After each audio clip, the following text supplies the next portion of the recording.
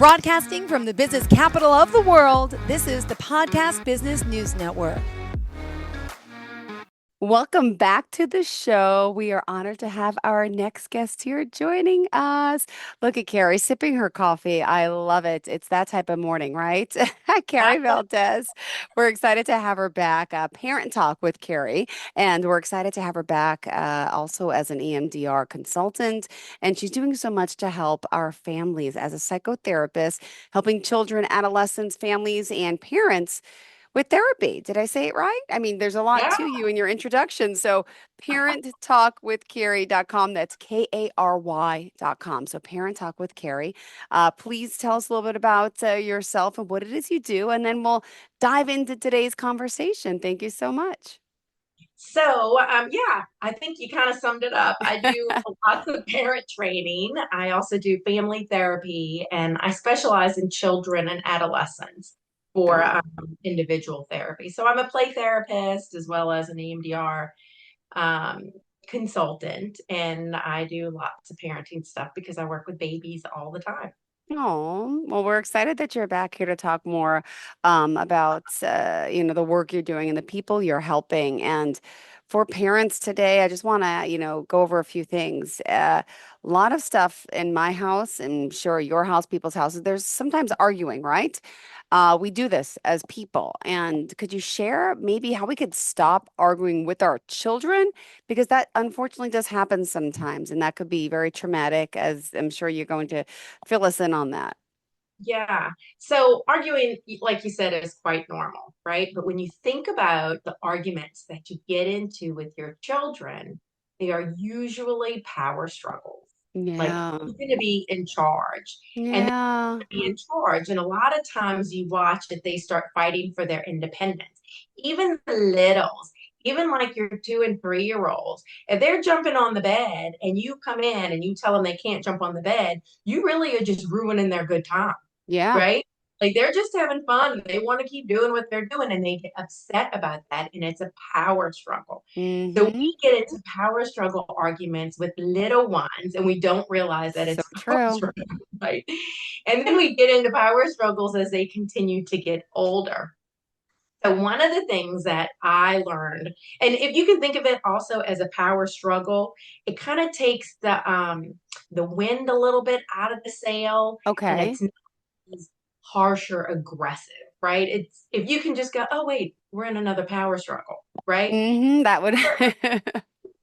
Like Jill, if you could think of a situation with one of your boys right now that you fight about all the time and how it could potentially be a power struggle, right? Who's going to E- be in charge? Every day it's over homework. That's honestly what it comes down to. It's over the argument starts every day after school and the pattern keeps going and going. And I try changing my behavior, my tone, my but still can't break it. So I know I'm doing something wrong as a parent, but they also know that how do I say this? I guess I don't know if they enjoy it or they just I'm not strict enough or what to get them to, start doing it without me guiding them. Like the rule should be come home, put your book bag away, put your water bottle in the sink. Please start the homework. I'll help you with when I'm done with work. But it never goes that route. Right. Okay, so a couple of things. So if we were going to talk about this specifically for you, which is Yes. great, right? So if we were going to do that, I would first note, are they hungry? Right? And a snack after school is usually great. And if you can make it a protein, that's going to make my little heart happy, right? Like not a carb, not just goldfish or Cheez-Its or something like that. Give them cheese or, you know what I mean? A beef stick or something. Give them a protein when they get home because they don't eat that good and we don't know how long it's been and that makes them just cranky pants, right? Okay. Yeah. Yeah, they Also, we need to be mindful of how was their day because they have stressful days just like we do. And it might not be a big thing. And we talked about this, I think, last time too, a little bit. They have stressful days. We don't need to know all the details. They don't have to share it all either. But knowing that they could just be cranky pants because they're tired, hungry, and a little stressed, right? So when we need to do homework. what I want you to try, and this is a love and logic thing. I think we talked about love and logic one other time. Love and logic is great. This is where I got my foundation for parenting stuff before I was actually a parent. So this is like young in my career, and I did all the studying, and this is who I studied, right? So they have this, it's supposed to give them two options for everything. Give them two choices for as many things Okay. as you possibly can all during the day. Okay. Because in that the power struggle out of it. So it's not, do you want to do your homework? It's, Uh, would you like to do your homework now? Do you want to do your homework in 30 minutes? Would you like to do your homework now? Would you like to do your homework after you have a snack? Would you like to do your homework now? Or do you want to go play for 30 minutes or 15 minutes, whatever works for you, right? okay. Because giving them two choices takes the power struggle out, right? All right. And All right. Thank you. Thank you. Okay. in Interesting. their life. So it's not just mom bossing me around and Yeah, that's telling what me I what sound like. I sound like a boss. Mm-hmm. they have say, what would you like to do? And you're Okay. only getting choices, right? So we're not going crazy with the choices either. And you know, I want your life to be easier. I want all parents' lives to be easier. So when you give them more than two choices, you're just working too hard. Okay. We don't, So it's just two choices, and it's all day as much as you can, right? interesting. So we're not fighting about independence, and their fight for independence is good. Like, you know what I mean? We want them to be independent. We Yeah. just do. But they still have to take a shower, eat their Uh-huh. and do their homework and all the other things that kids are supposed to do during the day. So think of how you can make homework a choice, Yeah. right? So it's not, are you going to do it? So it's not, are you going to go take a shower? It's, do you want to use the blue soap or the green soap? Do you want to take a shower or a bath? I did this actual class where we talked about this at a church one time. And I think, I go in, I do my thing, I think nothing of it. Years later, see this woman in the middle school, and she stops me in the hall and she's like, I remember you. And I was like, okay, Is what do that we good or bad? Wait. remember? And she said that in the class that I taught, this is when he was 5. So now this child is in middle school, right? She said that every night they fought about him taking a shower or a bath. And she switched it. All she said, she's like, the only thing I did was I said, do you want to take a bath or a shower? That was all I needed to do. All the fighting stopped. Every night he would get to decide, and he would just go get it done. And I was like, that is great and so easy. Like, so it's like shocking. And I know Jill and most of the parents who might be listening to this are like, that is way too easy to do. But when you think about it, and where you got the recognition on your face, Jill, just now, was it takes the power struggle out, It sure right? does. That's good. Fighting See? for independence, and it's super Doing easy. it wrong. So two other things about this. So only two options, right? We're not working too hard. If they can't decide, because there are some kids out there that just can't make decisions, right? They're just not that kid. They're like, I don't know. And that is the stressor. You've asked them, do you want milk or juice? I don't know. I can't decide. I don't know which one I want. Then you give them the option. Love and Logic says to give them like 10 seconds. You head to the count of 10. And if you can't decide, then I'll decide for you. Now, Love and Logic is full of a lot of patient people, right? I am not that patient of a mom. I'm just not. So mine was always, if you can't decide in 5 seconds, I'm going to decide for you. And my 5 seconds was like 1, 2, 3, 4, 5, you get milk, right? And they don't actually have to like that. They can be upset about it because they didn't want milk, they wanted juice. But then tomorrow, when you ask them to make a choice, they will choose, Good. right? Mm-hmm. So, and then the other rule about it is if they choose option 3, right? Option 3 was not part of it. So if you say you want milk or juice and they say, I want Gatorade, Well, I get then, the I want soda. right. And Mm-hmm. then you can just kind of go, okay, but your choices are milk or juice. And if they can't decide, again, you decide for them of the two options given. And if they get upset, that's okay, right? Tomorrow they will choose.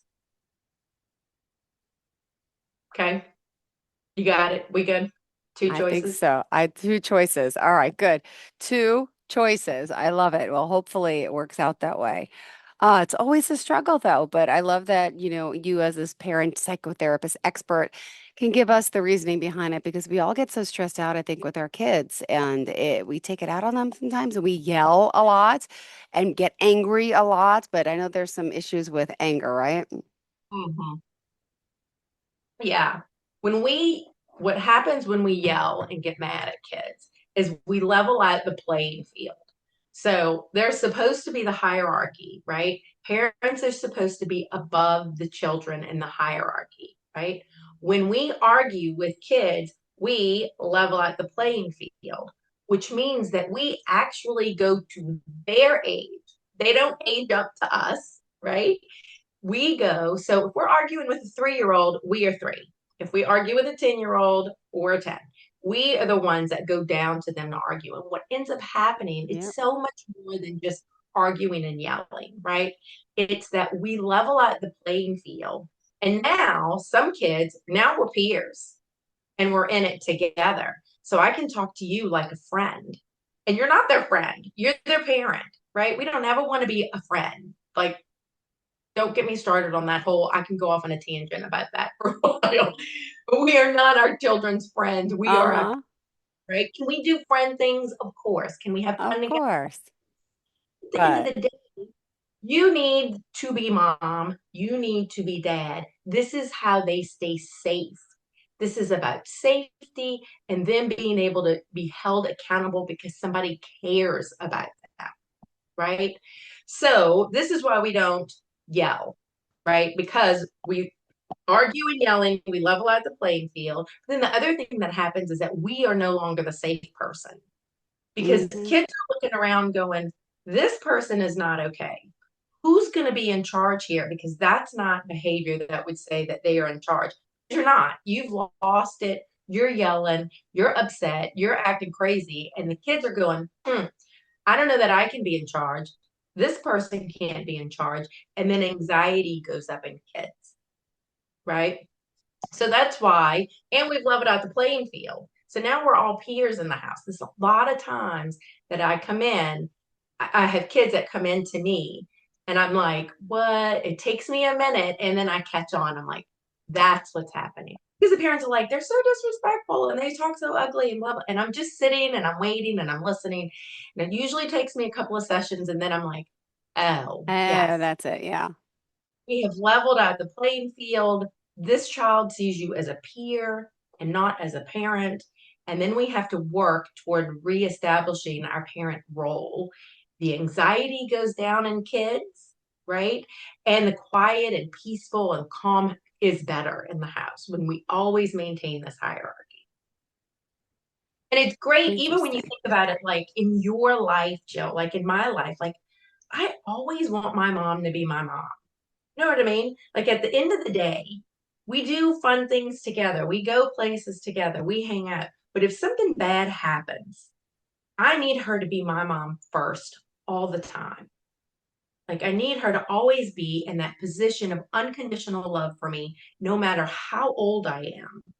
So we're talking about teenagers and adolescents and young adults and me, right? Like I still need her to be my mom first. Don't want her to be my friend. A lot of parents, I think, make that mistake, thinking I'm going to be their friend. And then it doesn't usually work out so well, does it? No. They need that mom, they need that dad. Yeah, I get it. I get it. You got to be a little of both, but mostly the parent, I would say. Yeah. Yeah. Yeah. Now, do we give them, how do you work around giving them that consequence with out all the anger and just to how would you how do you give consequences and as a parent and as a therapist you must have the answer to this and I hope it works for everyone here today. So we should give consequences for behavior, Okay. right? It helps kids know where the boundaries and the lines are for stuff. So Good. I yesterday, agree. I mentioned in our first podcast that I'm working on my parenting book, right?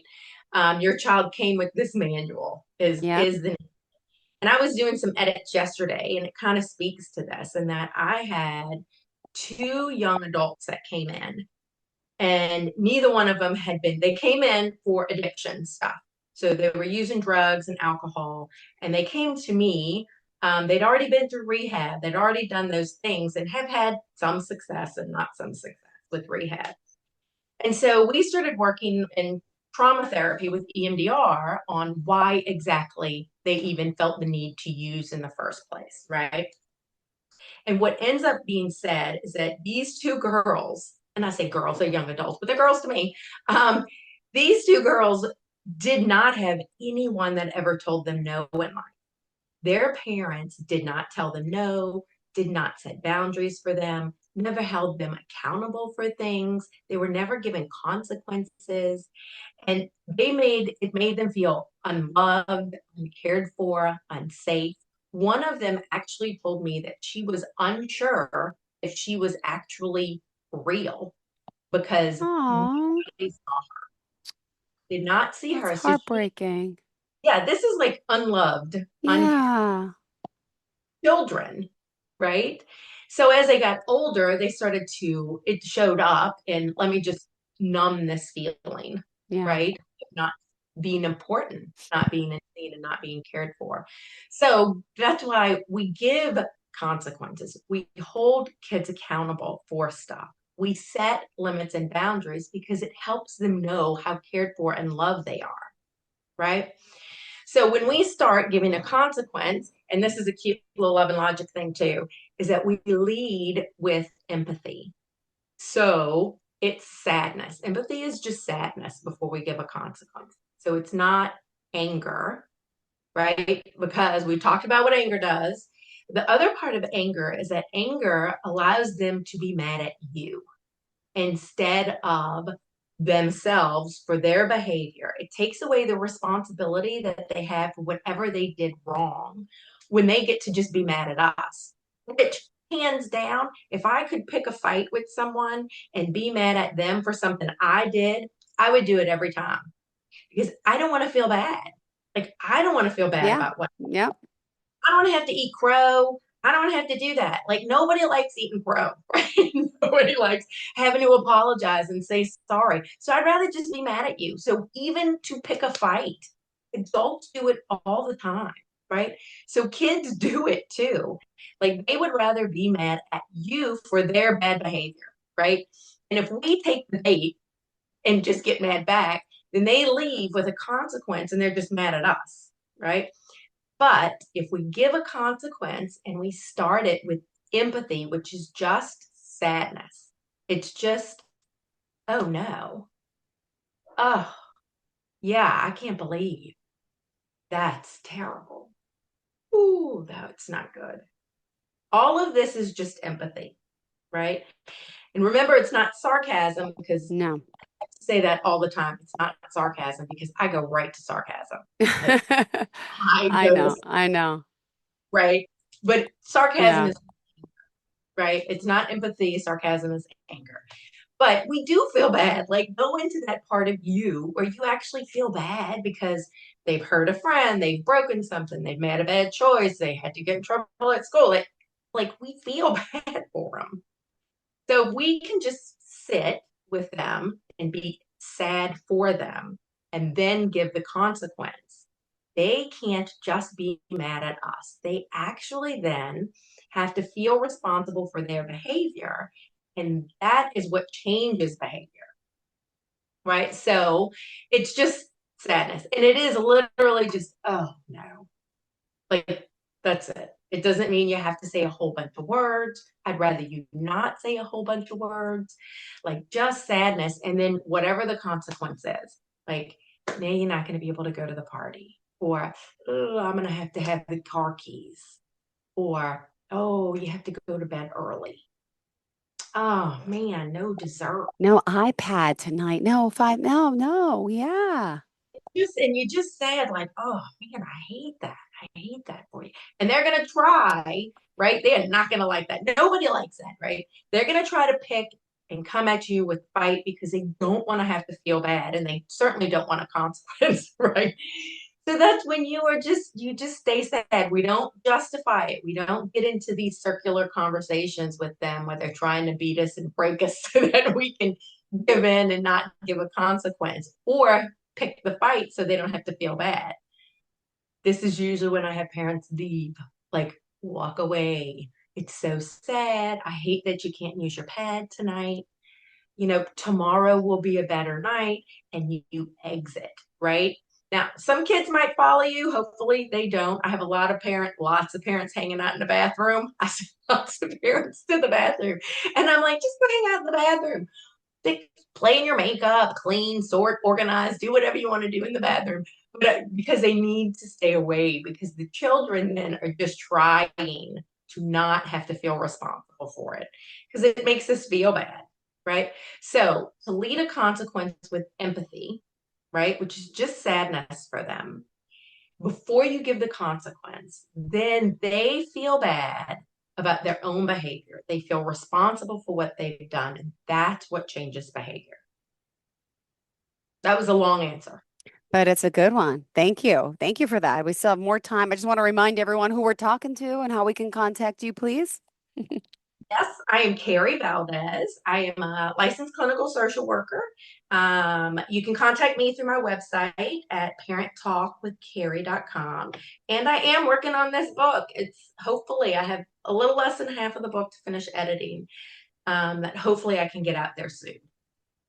It's exciting. That is exciting. And you're based out of Nashville, Tennessee. Do you only work with families and people in Tennessee, or do you work out of state as well? Just want to make sure everyone's So aware.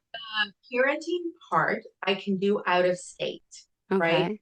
Because that's considered education. And the reason I'm saying Mm-hmm. that's my licensure, I can't see other kiddos for Yeah. therapy out of state. I can't do that on Zoom. If you came to Tennessee, which Yeah. does happen, people will fly in and then we can do it, like longer sessions, days in a row kind of thing that we could do. Usually that's for trauma. When parents have brought kids in town, it's specifically for trauma stuff. Mm-hmm. But the parenting stuff I can do on Zoom with anyone kind of in the world. If they need help, they can just reach out and we can do it just like you and I are doing today. Beautiful. Thank you so much. And still, we have more time to chat. Always important to praise our kids, to support them. And do you give rewards? Do you, like for example, I'll tell you what happened. And I don't know if it's good or bad, but what's your advice on this? My son got a 76 on a test. He's in fourth grade. I was a little disappointed. As a mom, I gave him an incentive to get 100 and I'd give him a Dr. Pepper. He got a 100 the next test. Then I told him next time, I said, I'll give you $5. He's gotten now three 100s. Now he just got $10. So is that good? Is that bribery? Is that bad? I mean, I'm thinking it's working, but is that the right way? Probably working, right? And this is Yeah. your child. Like your child But is is he going to one. ask for a car soon? Like, get sick of the $5 and the. You're just amping it up now. So the easiest, it's usually better that we give praise and rewards that don't cost money, Mm-hmm. right? That's usually the best way to start. And even through adolescence, we can do that. You know what I Okay. mean? A lot of times the best thing is time spent. Mm-hmm. Time spent with you, especially your boy's age. You're 7 and 9, right? Yep, exactly. It's still at that time spent with mom age. Like, let's watch a movie together. Or it can be things, but I want you to try to make it not things that cost money Yeah. because it does kind of amp it up. Now, it's a good thing to know about him, though, right? Uh-huh. Because make it longer term. Like if you get, and I'm just making this up, so this is not something that you need to do, but Okay, okay. always in your report card, you'll get $20. Yeah. Right. So that's a long term, it's longer, and it is a payoff, but there's a lot of work that needs to happen. Ah. So when we give praise, always think about the truth is the truth all the time, All right? right. The truth.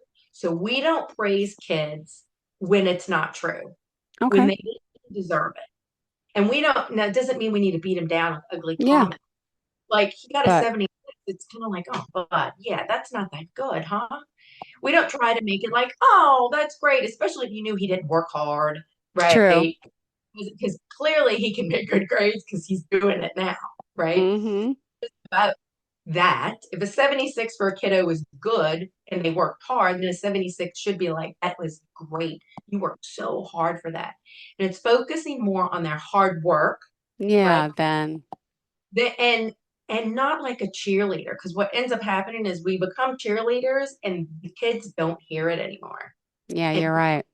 kindergartners are like, I don't even know why she keeps saying I'm the smartest, the most beautiful, the most talented person. Oh, I don't hear it. Like they don't, it doesn't even go in anymore. yeah. It's not okay. So that's why it's more like tell them the truth. Like first, we all think our kids are precious. Like they're Of precious. course. They're beautiful. They're amazing. Everyone is unique and amazing. Yes. This that they can take for granted. But like if they shot a basket and it was an air ball and you say good shot, we have a problem, Yes. right?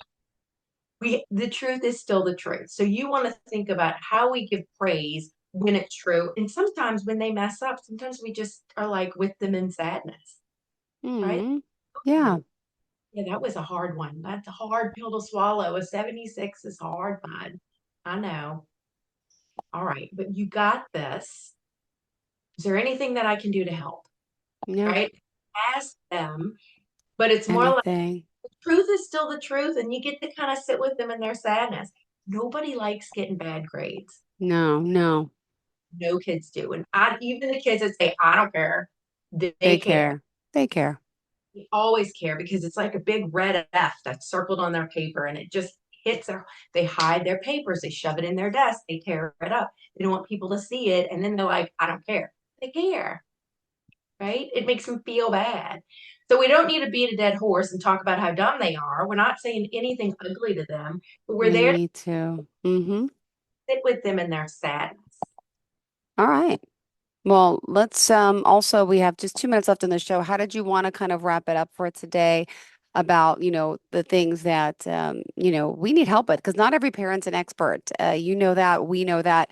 So it's good to also come to someone who's a neutral party, who's licensed, who's experienced in this work. So what would you say out there to a mom or dad who may be listening today, and the child may need some help? I mean, this is what you do, and it's okay. Explain that to us if you don't mind. I've actually had some parents that call and we do some parenting stuff first. And then I talk to them on the initial phone call and go, why don't we try some parenting stuff first? And then we'll see if we need to see the child individually, if they need to come to me for therapy. And if that's the case, then we all know it at the same time, right? Yeah. The parent and I are on the same page, like, okay, let me check in with this little one and see if there's more that I can do with them to be helpful. But if we can start with parenting first, a lot of times that lowers the temperature in the house. A lot of the arguing goes away. The hierarchy is there. All those things, once they're in place, sometimes the kiddos actually don't need to come to therapy. But reaching out first for parenting can be really helpful. And how do we contact you directly? Parenttalkwithkary.com, or you can email me at Kary Valdes, LCSW at gmail.com. And Kary, spelled Kary. Just want to point that out. Yes. All Yes. right. Well, thank you so much. Pleasure having you back, and enjoy your day, and happy Halloween with the trick-or-treaters. I'm sure you'll be seeing a lot today, right? Happy Halloween. It was good to see you, Jill. You too. Enjoy the rest of your day, and we'll talk next week, I hope. Thank you so much. Are you looking for even more of the podcasts and hosts that you love? The Podcast Business News Network is proud to announce that you now have even more ways to listen live. Check out the MyTuner Radio, online radio box, and Simple Radio apps on iOS and Android, or find us online. Search for Business News Network on mytuner-radio.com, or search Podcast Business News Network on streama.com and onlineradiobox.com/US. Take your podcast on the go and don't miss a minute of the action.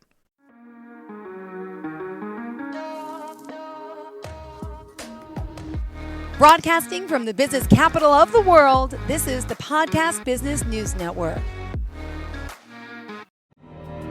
For nearly 2,000 severely injured veterans, everyday life has become filled with barriers. Day-to-day simple tasks can become pretty daunting. I have to carry my chair up 2 flights of steps or have somebody do it for me. What scares me the most is just the falling. When I'm struggling with my house, I think, to have that one great barrier just knocked down, it's crucial. Home for Our Troops is a wonderful nonprofit that builds a mortgage-free, fully adaptive, handicap-accessible house. And there's no catch. It'll be our very first home that we've ever owned. This is a game changer. This is where your life begins again. We need you to join us in completing this important mission. Please visit hfotusa.org and help build homes and rebuild lives. Because of you, everything's going to be okay.